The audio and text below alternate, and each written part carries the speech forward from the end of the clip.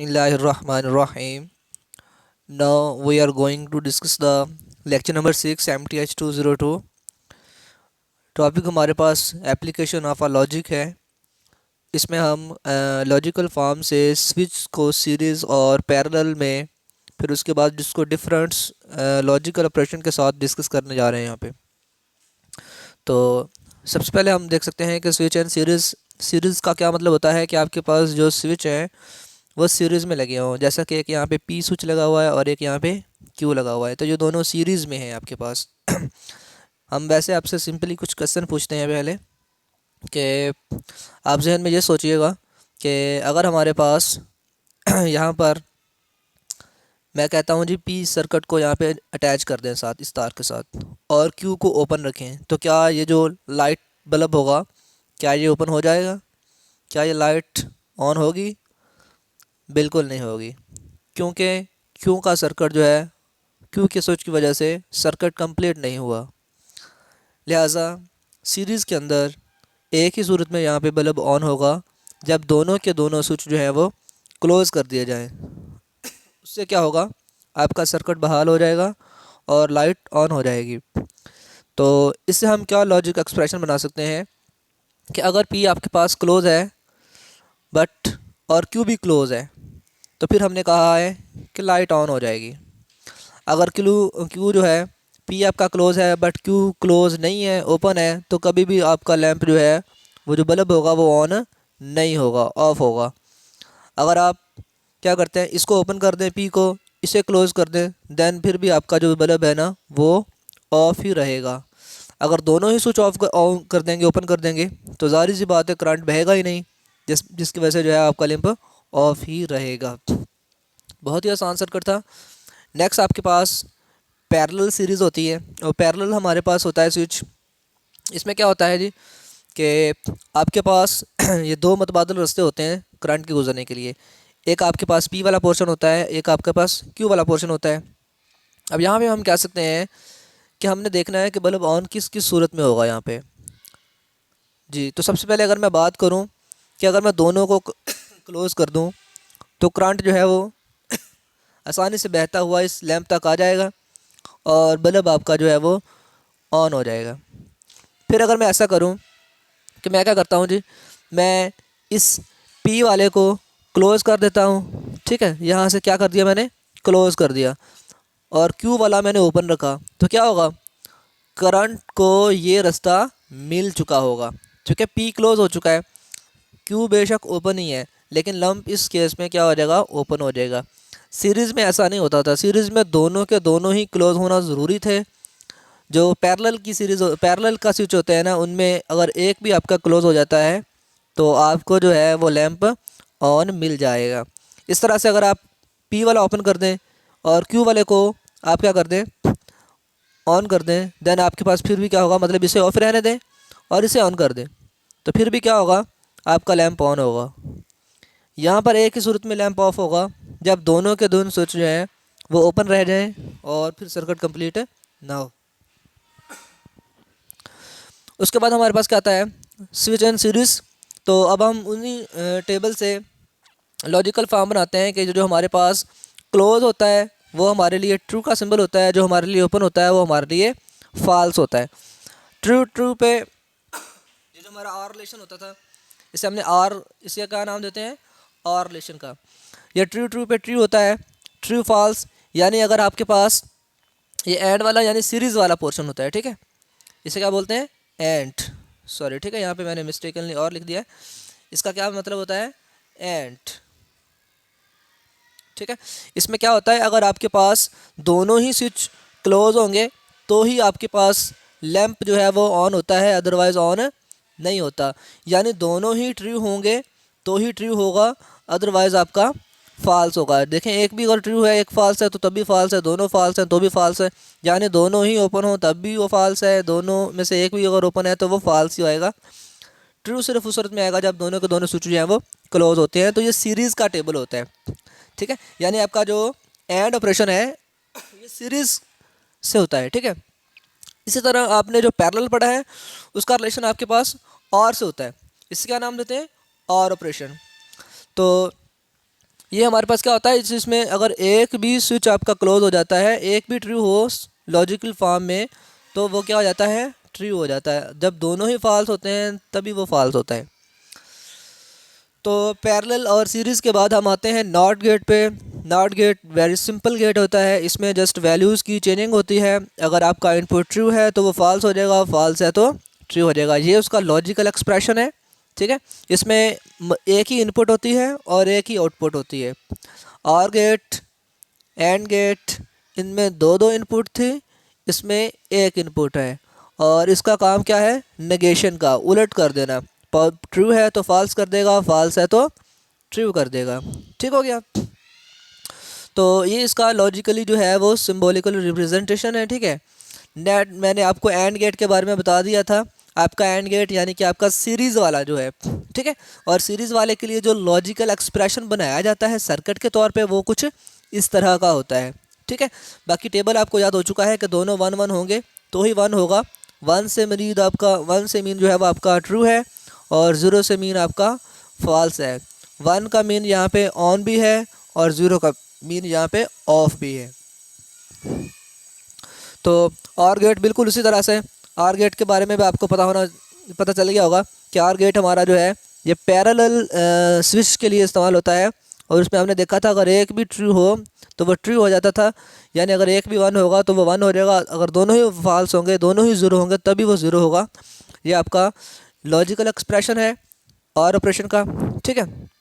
फिर कम्बिनेशन आ जाते हैं जी सर्किट्स के कम्बिनेशन किस तरह से कि अगर आप इनको कंबाइन करें, एंड को, आर को, नॉट को, तीनों को इकट्ठा कम्बिनेशन करेंगे तो फिर हम उस तरह से जो है हम यहाँ पे लॉजिकल जो है वो एक्सप्रेशन बना सकते हैं। यहाँ पे देख सकते हैं, इसमें ऐसा आ जाता है कि इसमें इनपुट 3 आ जाते हैं। इसमें इनपुट क्या आ जाते हैं, 3 आ जाते हैं, ठीक है। तो कम्बिनेशनल जो है सर्किट जो है उसमें इनपुट क्या है, 3 है। अब देखें हम इनकी भी हर एक की डिफरेंट डिफरेंट टाइप होगी। अगर हम इस केस में देखें तो ये एंड है, ये नॉट है, और उससे क्या बनाया जा रहा है, और बनाया जा रहा है, इसके आगे उसने और लगाया हुआ है, ठीक है। तो ये कंडीशनल स्टेटमेंट होगी। हम इसको अभी डिस्कस कर लेते हैं कि इसमें से वैल्यूज़ किस तरह से आती होती हैं। तो आइए हम इसको डीपली देख लेते हैं। तो फर्स्ट ऑफ ऑल मैंने यहाँ पे सबसे पहले देखता हूँ कि अगर मैं कहता हूँ जी कि पी की वैल्यू 1 हो, ठीक है, पी की वैल्यू 1 हो, क्यू की वैल्यू 0 हो और आर बराबर 0 हो, तो लॉजिकल हमें क्या आंसर देगा अभी हम बता देते हैं। पी आपका कहाँ पे है जी, यहाँ पे है। क्यू आपका कहाँ पे है जी, यहाँ पे है। और हमें पता है एंड ऑपरेशन में अगर आपके पास एक ट्रू एक फॉल्स यानी एक 0 और एक 1 हो तो आंसर 0 होता है, ठीक है। और यहाँ से हमें आंसर क्या मिल रहा है, 0 मिलेगा यहाँ से आंसर, ठीक है। लेकिन उसके आगे क्या लगा है, नॉट। नॉट ने क्या करना है, उसी 0 को जो उससे आंसर मिलेगा एंड से, वो उसे क्या कर देगा, 1। यहाँ पे क्या पहुँचा देगा, वो 1 पहुँचा देगा। और फिर आगे तो आर है, आर में अगर एक भी 1 आ जाए तो भी ट्रू है, दोनों आ जाएंगे तो भी ट्रू है। मतलब कि यहाँ पे क्या आ जाएगा, वैल्यू आपके पास है एस की 1 आ जाएगी। यहाँ पे आर की वैल्यू 0 है तो 0 और 1, आर में जो है 0 और 1 पे भी 1 नहीं मिलता होता है, ठीक है। बहुत ही आसान और इंटरेस्टिंग से लॉजिक है, ये देखिए उसने सॉल्व कर दिया आपको, ठीक है। अनदर अगर उसने यहाँ पे बनाने की कोशिश की है तो मैं आपको बता देता हूँ कि जब आपके पास आ जाते हैं ना सर्किट में 3 आ जाते हैं, पी क्यू आर। तो पहले मैंने प्रीवियस लेक्चर में बताया था कि जब आपके पास पी एंड क्यू हो तो 2 ट्रू 2 फॉल्स, फिर ट्रू फॉल्स लेते होते हैं, ठीक है। लेकिन अगर आपके पास सीरीज इस तरह से आ जाए कि उसमें 3 इनपुट आ जाती हैं, जैसा कि पी आ जाता है, क्यू आ जाता है, आर आ जाता है। अब इसमें पहले में 4 4 लेने हैं, यानी 4 ट्रू 4 फॉल्स। तो ट्रू की जगह पे यहाँ पे 1 है और फॉल्स की जगह पे यहाँ पे 0 इस्तेमाल हो रहा है, तो आप इसे जो है वो एडजस्ट कर सकते हैं अपने अकॉर्डिंग, ठीक है। फिर वो जो पी वाला काम था ना वो क्यू वाले पे आ जाएगा, 2 ट्रू 2 फॉल्स 2 ट्रू 2 फॉल्स यानी 2 1 2 0 2 1 2 0, ठीक है। फिर आगे बस जो आपके ऑलरेडी क्यू का काम था ना वो अब आर पे आ चुका है, एक ट्रू एक फॉल्स, एक ट्रू एक फॉल्स, एक ट्रू एक फॉल्स। ऐसे जो है वो वैल्यूज़ जो है वो चलती जा रही हैं, ठीक है। फिर आगे जो है इनको सिंबॉलिकली देखते जाना है कि एंड ऑपरेशन ने अपना काम किया तो क्या आया है, और ऑपरेशन से काम किया आया, और दोनों का नैंड ऑपरेशन जो बना है उसका लॉजिकल जो एक्सप्रेशन जो है वो क्या बनता है यहाँ पे। तो इसमें हमारे पास ये जहाँ से आपको नज़र आ रहा है लॉजिकल फॉर्म है कि इसमें पी और क्यू यानी कि पहले पी और क्यू में और ऑपरेशन इस्तेमाल हुआ है, और पी और आर में भी क्या है, और ऑपरेशन इस्तेमाल हुआ है। फिर ये दोनों कंबाइन होकर किस में आ रहे हैं, एंड ऑपरेशन में आ रहे हैं। लॉजिकल एक्सप्रेशन हमें यही बता रहा है कि जो इंटरवल होते हैं सबसे पहले आपने उस वो जंक्शन तैयार करना होता है, और दो अलग अलग जंक्शन तैयार करने के बाद फिर आपने क्या कर दिया, इनको एंड ऑपरेशन के साथ एक दूसरे को इकट्ठा कर दिया यहाँ पे, ठीक है। तो यहाँ पे भी लॉजिकल इनपुट जो है वो 3 बनेगी, चूँकि एक आपके पास कंबाइन आउटपुट आर दोनों की कंबाइन है, और फिर एक क्यू और आर जो है उन दोनों का अलग अलग से वैल्यूज़ लेके आएगा। यहाँ पे अगर देखें इस सिंबल में देखें कि आपको डायग्राम से किस तरह से पता चलेगा ये किस तरह की है। अब देखें ये वाला पोर्शन हमें बता रहा है कि पी एंड क्यू, यानी पी एंड क्यू, यानी सबसे पहले आपके पास एंड गेट लगेगा, फिर आपके पास नेगेशन आर लगा हुआ है। नेगेशन आर का मतलब होता है कि आपने आर से पहले नॉट लगाना है, तो आर के सिंबल को आपने नॉट में लिया, फिर इनको दोनों को कंबाइन किस सूरत में करना है, कंबाइन करने के लिए दरमियान में उसने क्या दिया है, और ऑपरेशन, तो यानी कि इनको इकट्ठा आपने आर में करना है जाके, ठीक है। तो अगर हम इनकी इनपुट्स वैल्यूज़ को देखते हैं तो हमें पता है एंड ऑपरेशन में ऐसा होता है कि अगर दोनों ही 1 1 होंगी तो 1 होगी, अदरवाइज़ आंसर 0 आता रहेगा। और एंड ऑपरेशन हमें हमेशा अपोजिट वैल्यू देता है, और आर ऑपरेशन हमें जो है हर उस सूरत में वैल्यू 1 देता है अगर उन दोनों में से एक वैल्यू भी 1 हो जाती है। तो नेक्स्ट हमारे पास जो है इसका लॉजिकल फॉर्म के बाद उसकी डायग्राम आ जाती है। तो यहाँ पे देखें उसने बिल्कुल क्लियर कर दिया है इस डायग्राम में कि अगर आपके पास कोई जंक्शन दोनों में कंबाइन होता है, जैसा कि आप यहाँ पे देख सकते हैं नेगेशन पी है, यानी कि पी वाली साइड पे। अब पी कौन सा, ये आपको नेक्स्ट बता रहा है कि वो एंड ले रहा है। एंड वाले का जो पी वाला साइड है ना, उसके साथ आपने अलग से नेगेशन लगा दिया, यानी आपने उसके टर्मिनल को पहले ही नॉट गेट से अटैच करना है।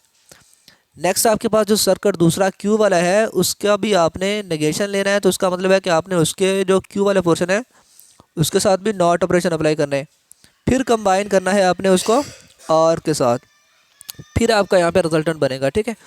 तो ये आपकी एक्सरसाइज का हिस्सा है, ठीक है। नेक्स्ट आपने खुद प्रैक्टिस करनी है, ये उसने फिर अलग अलग से बना दिया है कि ये पी एंड क्यू का पोर्शन आ जाता है, ठीक है।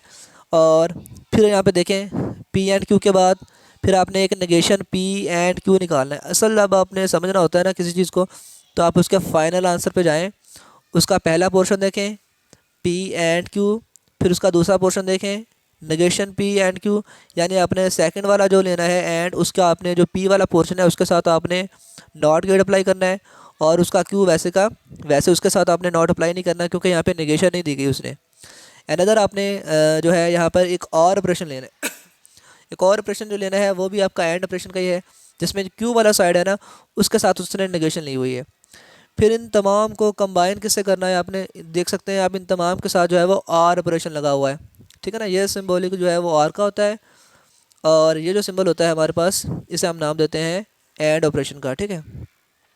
तो यहाँ पे देखें इन तमाम को जो है वो कंबाइन किससे कर दिया गया है, एंड ऑपरेशन से, क्योंकि यहाँ पे इनका लॉजिकल एक्सप्रेशन बता रहा था कि इन तमाम ने जो है वो एंड ऑपरेशन से कनेक्ट होना है।